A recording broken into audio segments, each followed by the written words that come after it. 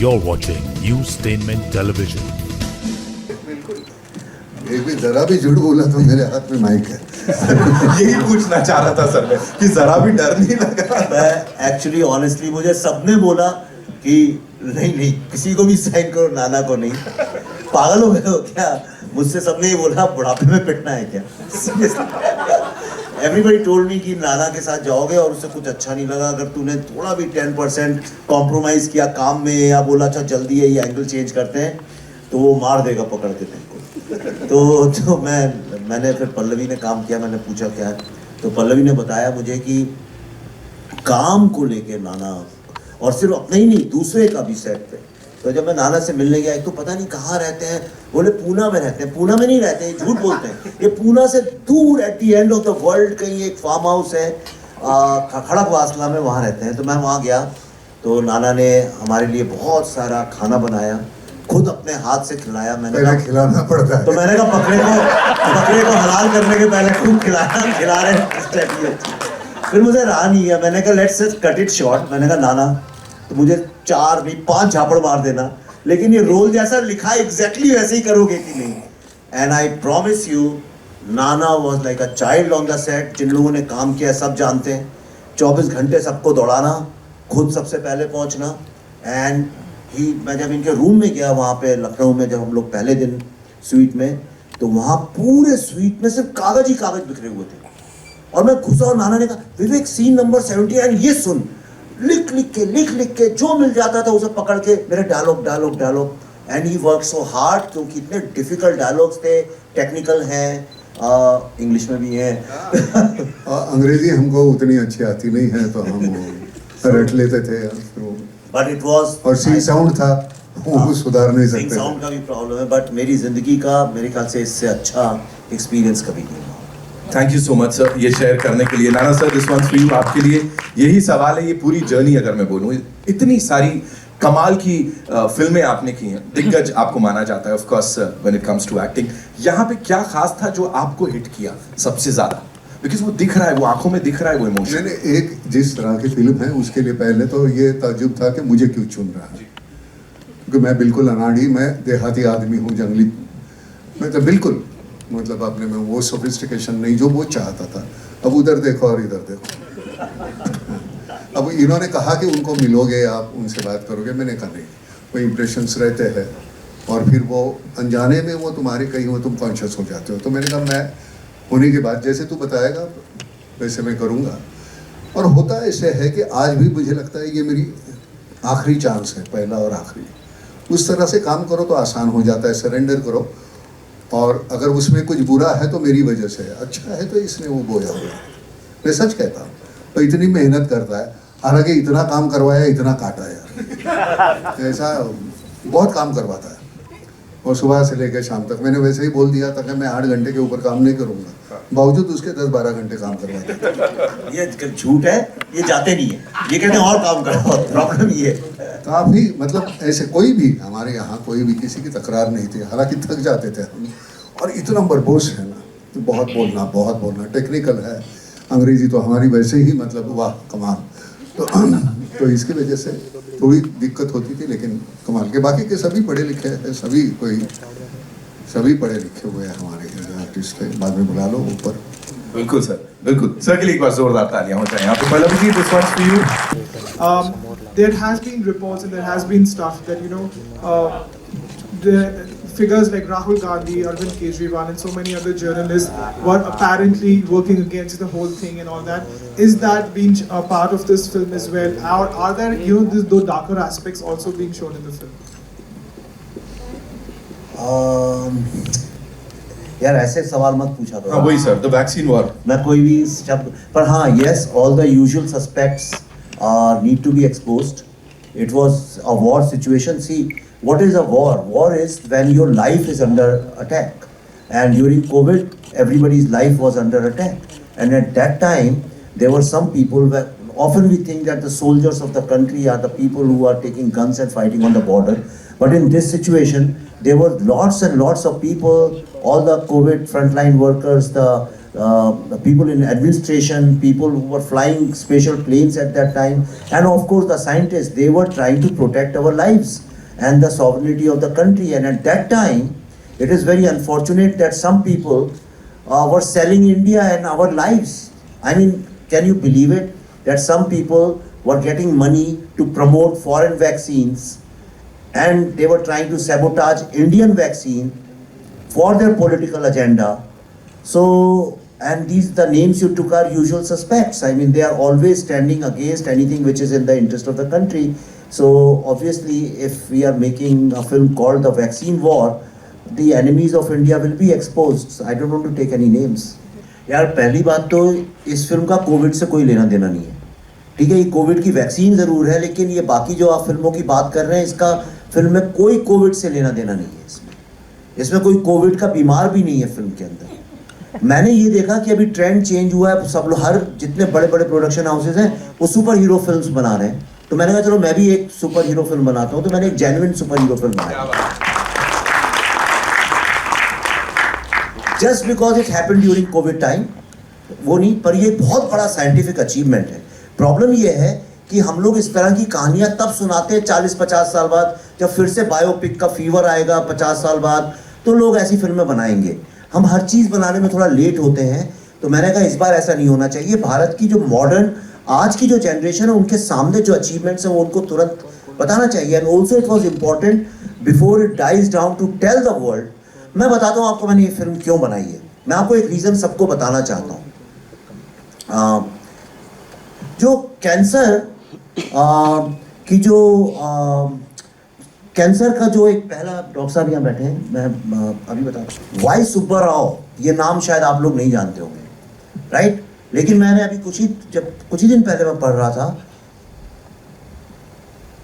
कि he made the first anti cancer drug called methotrexate, or it was written by an American scientist. He said he deserved 3 Nobel prizes, not 1, 3 Nobel prizes. पर unfortunately problem क्या होता है कि जब चीज़ होती है तब उसको हम रिवॉर्ड नहीं करते हैं, वो चली जाती, ख़त्म हो जाती है। जब मैं इंटरव्यू कर रहा था तो मुझसे एक साइंटिस्ट ने बोला, एक वायरोलॉजिस्ट ने, कि हमारे यहाँ छोटी छोटी बातों में 26 जनवरी को उनकी झांकियाँ निकलती हैं, ऐसा कोई फैसेट नहीं है ह्यूमन लाइफ का जिसके ऊपर झांकियाँ नहीं निकली हैं। पर आज तक बायोसाइंस और वायरोलॉजी के जो साइंटिस्ट हैं उनके ऊपर आज तक एक झांकी नहीं निकली, वैक्सीन बनाने के बाद भी, इस साल के 26 जनवरी में भी नहीं निकली। प्रॉब्लम ये है कि हम भी जब अपने बच्चों से कहते हैं साइंटिस्ट बनो, तो हम हमेशा रॉकेट साइंस या इंफॉर्मेशन टेक्नोलॉजी की बात करते हैं, पर हम लोग कभी इस तरह की साइंस की बात नहीं करते जो हमारी हेल्थ से जुड़ी हुई है। हम हेल्थ के नाम पर सिर्फ डॉक्टर बनाना चाहते हैं। तो अगर हम अपने बायोसाइंस में, वायरोलॉजी, ऐसे जो सब्जेक्ट्स हैं जिससे हमारी ज़िंदगी सेफ है, अगर उसको लेके इंस्पायर नहीं करेंगे बच्चों को, तो how will we become a great farmer power in the world? जी सर, एक सवाल और रहेगा। फिलहाल में एक काफ़ी ट्रेंडिंग चीज़ चल रही है वन नेशन वन नेम को लेकर, कि इंडिया और भारत को लेकर, और आपके पोस्टर में भी इंडिया कैन डू इट लिखा भी है। तो इस पर आपकी क्या राय है? और अगर हिंदी सिनेमा की बात करें, चूंकि हम फिल्मों की बात कर रहे हैं, तो उस पर वन नेशन वन नेम का क्या कुछ प्रभाव पड़ेगा, क्या देख रहे हैं आप? यार अभी इसको छोड़ ही दिया जाए, पिक्चर में ही जवाब है ना। You want to say something? हमारा पहले मैं कुछ बोलूंगा वो तुझे भी समझ में नहीं आएगा, क्योंकि तू बोल रहा है मेरी समझ में नहीं आ रहा, मैं उसको पूछ रहा हूँ तेरी समझ में आ रहा है क्या पूछ रहा है? एक नॉर्मली क्या होता है, हम जब बोलते हैं तो सामने वाले के पल्ले बढ़े, मैं बोल रहा हूँ पल्ले बढ़ रहा है, बस हो गया, जवाब मिल गया ना। Question is, Vivek sir, in an interview, you had said that whatever the collections was for the Kashmir files, you actually exhausted all of them to make the vaccine war. Even at this stage in your career, for both of you, would you say that it is still difficult to get financiers on board? आप वो सब छोड़िए, ये देखिए, आप तो journalism, आप तो फिल्म जर्नलिज्म में ही है। आप कोई सा भी पेपर, न्यूज़ चैनल, कुछ भी उठा के देख लीजिए, जब भी बात पिछले 9 महीने से, सब जानते हैं हमने ये फिल्म बनाई है, लेकिन whenever they talk about the most awaited films या इस साल की रिलीजेस या अगले 3 महीने में जो फिल्में आने वाली हैं, आप देखिएगा उसमें वैक्सीन वॉर का नाम भी नहीं होता। आज सुबह ही, अभी आने के पहले ये फ़ोन पे मुझे एक जाने माने बड़े यहाँ के वो हैं मीडिया जर्नलिस्ट या ट्रेड एनालिस्ट जो भी बोलूँ, यहाँ विद्यमान नहीं है अभी, उन्होंने सुबह मुझे ऐसे ही भेजा किसी का, और उन्होंने लिखा कि the expected films of this month, इस महीने की, सितंबर की, और उन्होंने लिखा now the next biggest hit is going to be another film which is coming on the 28, और हमारी फिल्म का नाम भी नहीं लिखा था रिलीज में, जैसे हम एग्जिस्ट ही नहीं करते हैं। तो जब हम एग्जिस्ट ही नहीं करते हैं तो ऑब्वियसली हमें कौन फाइनेंस करेगा? नहीं, आप समझी नहीं मैंने जो बोला। सही बात है, सही बात। So that's why we have to, हमें रोज अपना कुआं खोदना पड़ता है और खुद अपना पानी निकालना पड़ता है उसमें से। See, in this film there is no fiction. That's why it's called a true story. If you know the rules and the guidelines of CBFC, you're not allowed to write a true story in any film. Maximum you can do is inspired by true life incidents. That's what you can do. Perhaps you will find this is the only film which has got a true story, because this book is based on, this film is based on the book written by Dr. Balram Bhargava called Going Viral. So that is one part of the film. The second part is all the detailed 2 years of interviews and the research which we did, and every scientist's name is real in this film. As far as the journalist is concerned, in fact, you must have seen that couple of news and the toolkit shot. That is the real paper. I've just changed the foundation's name. That's all I have done, just to not to hurt, get into defamation kind of scenario. And the journalist is real. Every single thing, articles, tweets, anything you'll see in this film are absolutely real. Though we have blurred the names in India because Indian CBFC has certain guidelines. The character's name, I have tweaked this thing, but when you'll see the film, you'll know exactly who these are. Every single thing from first frame till the last frame. In Kashmir Files, we had created some fictional characters, though every event and incident was true. In this, every single thing is true. In fact, a whole lot of dialogues in the film are also coming from the scientist's mouth. It's not that I have imagined that. Hello, here. Hello, Shilpa here from Mayapuri magazine. विवेक जी, मेरा सवाल आपसे है कि जिस तरह जैसी फिल्में आप बना रहे हैं, कश्मीर फाइल्स हो, अब ये द वैक्सीन वॉर हो, एक इंडियन सिनेमा को अलग लेवल ले जाने की कोशिश है आपकी, और ये सारी जो फिल्में आप बना रहे हैं, इनके पीछे विजन क्या है आपके? रियल स्टोरीज जो बना रहे हैं, लोग इंस्पायर हो रहे हैं, अभी वुमेन एम्पावरमेंट की भी बात हो रही है, क्या कुछ विजन है आपके, आपका motive making films like this? नहीं, मुझसे सवाल कई लोग करते हैं, ऐसा कुछ भी नहीं है। मैं तो वही कर रहा हूँ जिस तरह से फिल्में होनी चाहिए। मैं जब पैदा हुआ था तब से मैंने जवानी तक जितनी फिल्में देखी, तो मैं वो लेट 70s और 80s के दौर में था, तो बहुत अच्छी फिल्में बनती थी, सोशल इश्यूज़ पे बनती थी।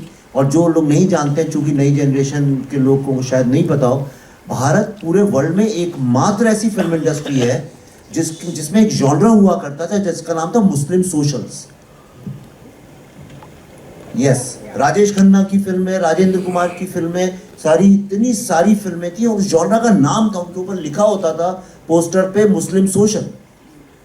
आज सब लोग बात करते हैं इंडिया के बारे में, पूरे वर्ल्ड में कोई फिल्म इंडस्ट्री ऐसी नहीं मिलेगी। बातें सब बड़ी बड़ी करना सबको आता है, लेकिन हमने एक्चुअली में किया है ये।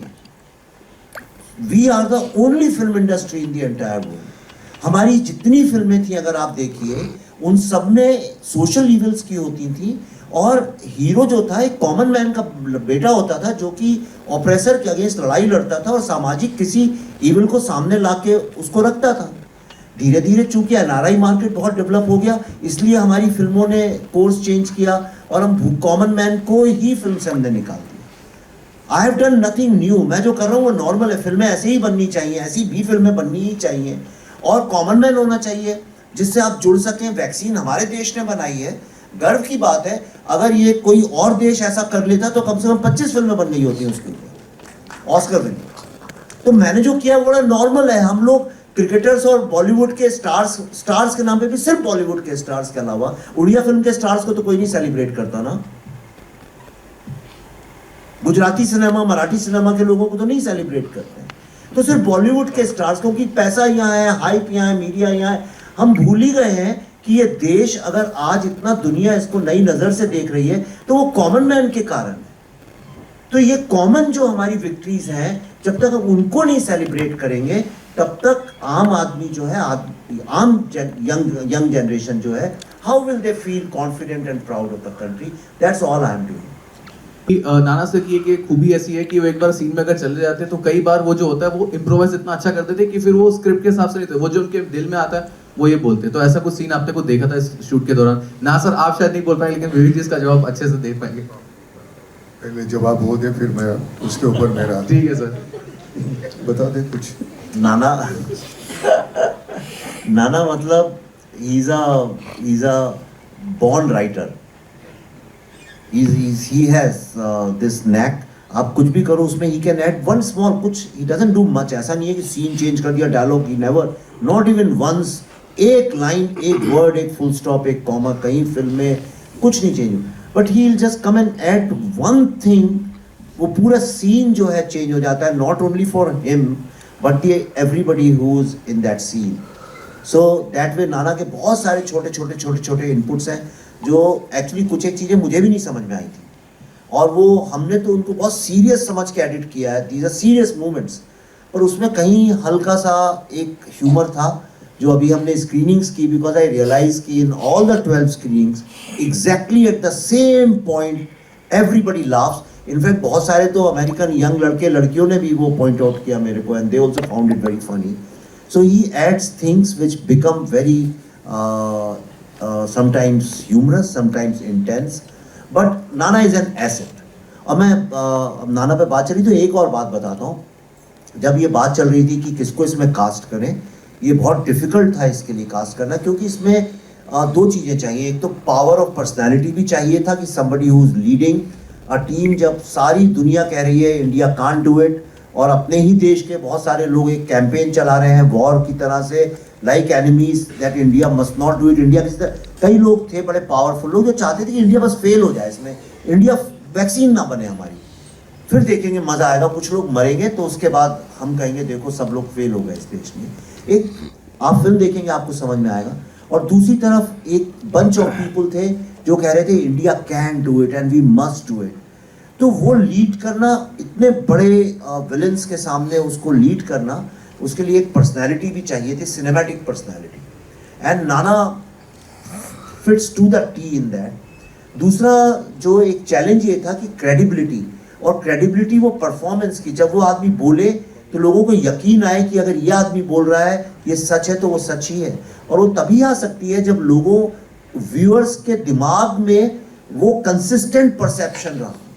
तो मैंने एक छोटा सा रिसर्च भी हमने किया और हमने देखा कि बहुत सारे ऐसे एक्टर्स और स्टार्स हैं जिनकी पूरे बॉडी ऑफ वर्क में, सम ऑफ द ग्रेटेस्ट एक्टर्स, 2-4 फिल्में तो कम से कम कहीं गड़बड़ हो गई, कुछ हो गया, कहीं परफॉर्मेंस थोड़ा मीडियोकर हो गया। पर I found there is only one actor, and you must admit it, ये मैं बता रहा हूँ आपको, शायद आप भी नहीं जानते हो, देयर इज, अगर आप रिसर्च करें you will find there is only one actor in modern cinema जिसका एक भी परफॉर्मेंस कम नहीं है।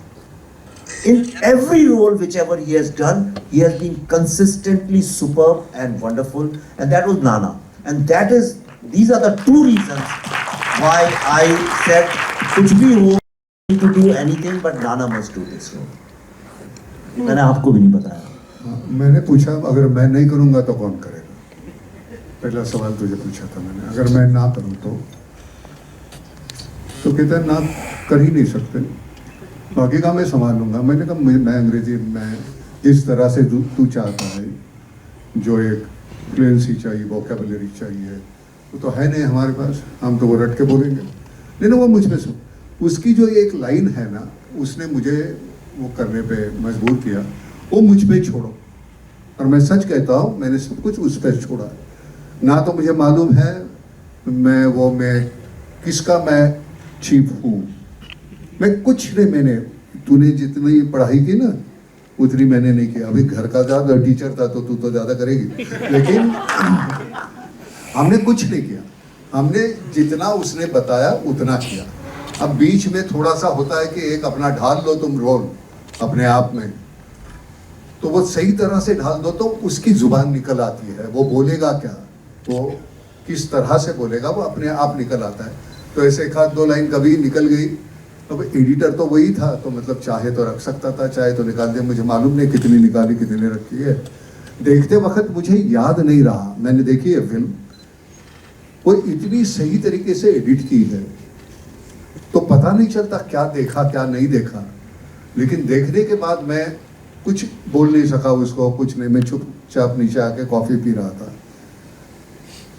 बहुत सालों के बाद एक ऐसा कोई परफॉर्मेंस देखने को मिलता है सबका कंबाइंड, मैं ये ऐसे नहीं, सबका मिला के, कुल मिला के एक जो इम्पैक्ट है, अब जब देख लेंगे तो पता चलता है।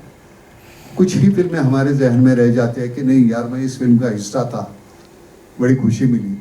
ये एक जो थी ना, एक तो पहले साहब वो कहीं गलत कुछ हो गया होगा तो मुझे माफ करना, मुझे मालूम नहीं है मैं कहीं कितनी हद तक सही हूँ, लेकिन वो करते वक्त बड़ा मजा आया। ना तो वो कोई डोमिनेटिंग पर्सन है, ना तो बहुत ही मतलब अनप्रेडिक्टेबल है, जो that is the only quality which matches to Nana Patekar, बाकी की तो कोई है नहीं। अनप्रेडिक्टेबल जो है, और वो अच्छे के लिए अनप्रेडिक्टेबल है, और पूरे फिल्म में वो उसका मतलब मैं बड़ा खुश हूँ।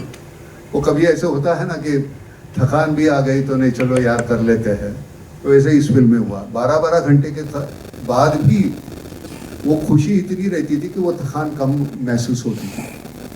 तो क्रेडिट गोज टू यू, अगर कहीं सच्ची अच्छा है वो तेरी वजह से है, और बुरा है वो भी मेरी वजह से। विवेक जी, we'll take 2 more questions. विवेक जी आपके लेफ्ट पे। विवेक जी, जैसे आपने कहा कि इस फिल्म में सब कुछ it's 100% real and that would be the real life villain also. So should we assume that the villain in this movie is completely real? And जैसे आपने कहा कि टूल किट भी दिखाया आपने, so has the villain been derived from that? देखिए मैं आपको ईमानदारी से बोल रहा हूँ, बाकी कैरेक्टर्स में कभी कभी कहीं थोड़ी सी लिबर्टी हो जाती है कि भाई उसने ऐसे नहीं, काले नहीं सफ़ेद रंग के जूते पहने होंगे, या वो सुबह जल्दी उठने वालों में से थोड़ी कहीं हम लोग चेंज करते हैं। पर मुझे कोई ये कभी मुझसे शिकायत नहीं कर सकता कि मैं अपनी फिल्मों में कभी विलन के साथ अनट्रूथफुल रहता हूँ। तो जो विलन है उससे ज़्यादा ऑनेस्ट और कोई कैरेक्टर नहीं है, और आप देखिए आपको समझ में आएगा। And in my films villains are not like villains, they are like us. But और यही प्रॉब्लम है कि जो इनसाइडर एनिमीज़ होते हैं उनको पहचानना मुश्किल होता है, और उन्हीं के कारण भारत की सबसे बड़ी समस्या भी है। विवेक रंजन नाम है हमारा। आपका ही नाम है? अग्निहोत्री तो नहीं है आप? नहीं, मैं बेसिकली इलाहाबाद से हूँ, अभी नया ज्वाइन किया हूँ यहाँ पे, द फिल्मी चर्चा से हूँ। मेरा प्रश्न आपसे है कि नाना साहब की तरह मेरी भी हिंदी है, अंग्रेज़ी बहुत अच्छी नहीं है। आपकी फिल्में नाना साहब मैंने देखी हैं। एक समानांतर सिनेमा जब चलता था, स्मिता जी का और इन सब का दौर था, वुमेन एम्पावरमेंट की भी बात की जा रही है यहाँ पर, और विवेक सर की भी फिल्में देखते ही रहते हैं। कॉमन क्वेश्चन है कि समानांतर सिनेमा आज के बाज़ार के समय में, मार्केट के टाइम में कितना सफल है, कितना असफल है, और विवेक सर आप जो मेहनत कर रहे हैं उसमें कितना मानते हैं कि ये पैरेलल समानांतर सिनेमा कितना सफल हो पाएगा? और नाना सर आपकी तरफ से हमें चाहिए कि आप इस फिल्म को समानांतर सिनेमा की लिस्ट में रखते हैं या फिर नहीं? एक तो पहली बात, वो जो अंतर था एक कमर्शियल फिल्म और समांतर फिल्म, वो रहा नहीं अब, उस जमाने में था, अब वो तो है नहीं। OTT आने के बाद हमारी हर किसी फिल्म को एक प्लेटफॉर्म मिल गया, और जितने व्यूअर्स थे वो पैसे हमारे आ जाते थे, तो वो समांतर फिल्म का वो रहा थॉट कौन सा अब रखते हैं। अब जिस तरह की फिल्में हिट हो रही है, आज मैंने कल एक फिल्म बहुत ही हिट हुई वो देखा, मैं पूरी देख नहीं पा रहा था, लेकिन वो बहुत चलती है यार। अब वो चलती है तो मुझे लगता है कि बार बार हम इस तरह का मटेरियल दिखा के लोगों को मजबूर करते हैं ये पसंद करने के लिए। अब मैं एक्टर हूँ, कल मैं अपने बेटे को एक्टर बनाना चाहता हूँ, अब उसकी औकात हो ना हो, लेकिन मैं तो थोपना चाहता हूँ आपके ऊपर। एक फिल्म उसकी गिर जाए, चलो दूसरी फिल्म में मैं लूंगा, तीसरी, 10 फिल्में होने के बाद वो कहेगी आपको उसकी बुराइयां कम नज़र आने लगती है और आहिस्ता आहिस्ता उसको आप अपनाने लगते हो और एक दिन हमारे वो सर पे बैठता है। वो ऐसा वो आज का वो चित्र है हमारे यहाँ फिल्म का। तो कुछ ऐसी घिनौनी फिल्में हैं कि वो हमको देखने पे मजबूर करते हैं और हमको आहिस्ता आहिस्ता लगता है नहीं यही अच्छी फिल्म है। उसमें अगर ऐसी फिल्म आती है तो फिर पता चलता है नहीं यार, दो फिल्मों में फर्क है। वो जिंदा है नहीं, दो फिल्मों में अच्छा और बुरा। अच्छा, जो थोपा हुआ जो बुरा है हम पे, जिसको हम अच्छा कहने लगे हैं, वो और ये अच्छा, इसमें बहुत अंतर है। तो जो समांतर वगैरह नहीं रहा, ये सिर्फ अच्छी और बुरी फिल्म का एक दौर है। तो हम जिस तरह से माउंट करते हैं, आज मैं हैरान हूँ। मैं तो जाता नहीं, मैं सच कहता हूँ। मैंने विवेक को कहा कि यार मैं प्रमोशन को जाता नहीं, जितना मैं मुझे करना था अच्छा बुरा वो मैंने फिल्म में कर दिया। अब यहाँ आके मुझे क्या बोलना है, मैंने ऐसे किया वैसे किया, उससे कोई फर्क पड़ने वाला नहीं है। लेकिन इतनी तादाद में लोग आते हैं प्रमोशन के लिए, मैं पहली बार महसूस कर रहा हूँ। मेरे समझ में नहीं आता यार मैं क्या बोलूँ। और सबसे गंदी बात यह है कि एक गलत लफ्ज निकल गया ना तो इतना बड़ा कुछ बोल दिया उसमें से वो गंदा लफ्ज। अब है भाई, इंसान है, एक आधा इधर उधर हो जाता है, लेकिन वो नहीं होता। तो हमें वो, मैंने तो वो बोलना ही बंद कर दिया।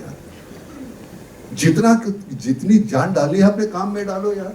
यहाँ बोल के मैं बड़ी बड़ी बातें करूं और मेरी बकवास फिल्म है तो थोड़ी चलने वाली है, और ना भी करूं तो अच्छी है तो वो चलनी ही चलनी है।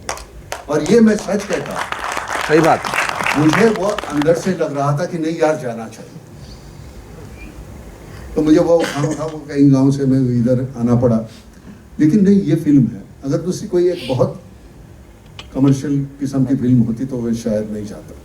लेकिन मुझे लगता है कि मेरा अपना बच्चा है, मैं हूँ, मेरा खून है। मुझे लगता है कि ये मेरी बिरादरी है जहाँ से हमने शुरुआत की थी। आपकी गिद्ध फिल्म हमने देखी है। बहुत बहुत शुक्रिया सबकी, पूरी टीम को बहुत अच्छा लगा सर, बहुत शुभकामनाएं। Vivek Ranjan, thank you.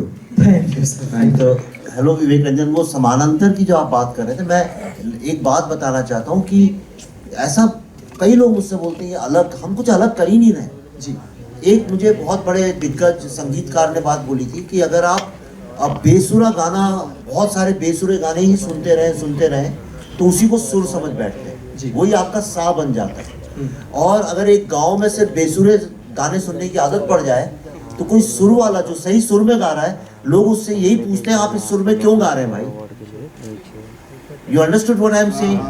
और मैं कोई नया नहीं बाहर से फिल्म इंडस्ट्री में आ गया हूँ कि कोई एक बड़ा फ्रस्ट्रेटेड आर्ट फिल्म बनाने आया था तो अलग तरह की फिल्म बना रहा हूँ। मैंने भी कमर्शियल फिल्मों में काफ़ी साल दिए हैं और बहुत बड़े बड़े स्टार्स के साथ बनाई है, और मैंने बड़े बड़े स्टूडियोज के साथ सब प्रोजेक्ट्स में बैठा भी हूँ। मैं बताता हूँ मैंने ऐसी फिल्में बनानी क्यों शुरू की, क्योंकि सब जगह मुझसे हर स्टार ने, हर प्रोड्यूसर ने, हर स्टूडियो ने यही बोला, यार कहानी थोड़ी सिंपल कर दो, लोगों को समझ में नहीं आती है, मतलब थोड़ा डम डाउन कर दो स्टोरी को। एक बहुत बड़े स्टार है, उन्होंने मुझसे कहा था अरे ये इंडियन ऑडियंस को कहानी बहुत कम देनी चाहिए, इनको कुछ समझ में नहीं आता है। ये पूरी जो एक धारणा बन गई है कि ऑडियंस डम है, और करते करते करते करते हमने वाकई में एक अच्छी खासी तादाद डम ऑडियंस की क्रिएट की है। अगर आप चैलेंज, और ये बात हमने बुद्धा इन ट्रैफिक जैम से, ताशकंद फाइल से, कश्मीर फाइल से और इस फिल्म से प्रूव करेंगे। इतने कॉम्प्लेक्स आइडियाज, इसमें 50 कॉम्प्लेक्स थीम्स चलती है मेरी हर फिल्म के अंदर, हर कैरेक्टर कॉम्प्लेक्स होता है। पूरी फिल्में कमरों के अंदर बंद, कोई गाने नहीं, कोई हंसी मजाक नहीं, कोई एक्शन नहीं, कोई थ्रिलर नहीं, कोई स्टार्स नहीं, कोई हीरोइंस नहीं। एक बंद कमरे में 8-10 लोग बैठ के बातें करते हैं बहुत सारी, पर आप देखिए सारी फिल्मों को ऑडियंस ने सराहा है, सारी फिल्मों की अपनी एक लॉयल ऑडियंस बनी है। तो आप अगर आप सुर में, ये फिल्में ऐसी ही होनी चाहिए कॉमन मैन से रिलेटेड, और होना क्या चाहिए फिल्म। तो मैंने आपसे कहा कि मैंने सुपर हीरो फिल्म बनाई है, अब आप डिसाइड करिए कौन सी सुपर हीरो फिल्म इंटेलिजेंट है और कौन सी डम है, ये आपको डिसाइड करना है। मैं सच कहता हूँ, वेलकम करते हुए और ये करते हुए दोनों में उतनी ही जान डालनी पड़ती है। यहाँ तो सब कन्विंसिंग है, वहाँ कुछ भी कन्विंसिंग नहीं है, वो कन्विंसिंग बनाना पड़ता है, तो उधर ज़्यादा जान डालनी पड़ती है। समझ में आया ना? जी जी। और अपने आप को टटोलने का एक अच्छा तरीका है, हम किस तरह के एक्टर हैं, क्या हम वो कर सकते हैं? ये तो बड़ा आसान है, वो करना बहुत मुश्किल है। करने वाले हैं उनको नमस्कार, धन्यवाद, शुक्रिया सर। बैठ जाइए।